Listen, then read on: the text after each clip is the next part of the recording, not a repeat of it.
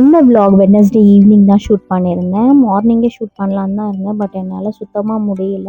ரொம்ப டயர்டாக இருந்தது. 7th மந்த் எப்போ ஸ்டார்ட் ஆச்சோ அப்போத்துலேருந்தே எனக்கு ரொம்ப டயர்ட்னஸ் இருக்குது. என்னோடய பாட்டி வந்து இந்த பூரி வந்து செஞ்சு கொடுத்துருந்தாங்க. பட் இதுக்கு வந்து கீர் இல்லை. ஸோ நான் வந்து இந்த ரவா வச்சு கீர் செஞ்சுருந்தேன். எனக்கு வந்து ஸ்வீட் கிரேவிங்ஸ் தான் நிறைய இருக்குது. ஆக்சுவலி நான் ரொம்ப சாப்பிட மாட்டேன். பட்டு 1, 2 சாப்பிட்டாலும் வந்து அந்த டேஸ்ட் இருக்கணும். அந்த காம்பினேஷன் இருந்தால் தான் எனக்கு ரொம்ப பிடிக்கும்.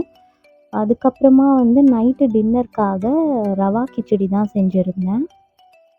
இந்த 7th மந்த் ஸ்டார்ட் ஆனதுலேருந்தே எனக்கு கம்ப்ளீட்டாக ரொம்ப டயர்டாகவும் இருக்குது. அதுக்கேற்ற மாதிரி என்னோடய ஒர்க் ஷெட்யூலும் வந்து ரொம்ப பிஸியாகவே போயிட்டுருக்கு. ஸோ ப்ராப்பராக விலாக் எடுத்துட்டாலும் என்னால் எடிட் பண்ணிட்டாலும் வாய்ஸ் கொடுக்க முடியல. ஏதாவது ஒன்று இருந்துகிட்டே இருக்குது. நிறைய பேர் என்னோடய சேனலை சப்ஸ்கிரைப் பண்ணாமல் பார்த்துட்டு இருக்கீங்க. சப்ஸ்கிரைப் பண்ணிவிட்டு பாருங்கள். உங்கள் ஃப்ரெண்ட்ஸ் அண்ட் ஃபேமிலிக்கும் ஷேர் பண்ணுங்கள். அப்போ தான் நான் போடுற வீடியோஸ் எல்லாமே உங்களுக்கு ரீச் ஆகும். பாய்.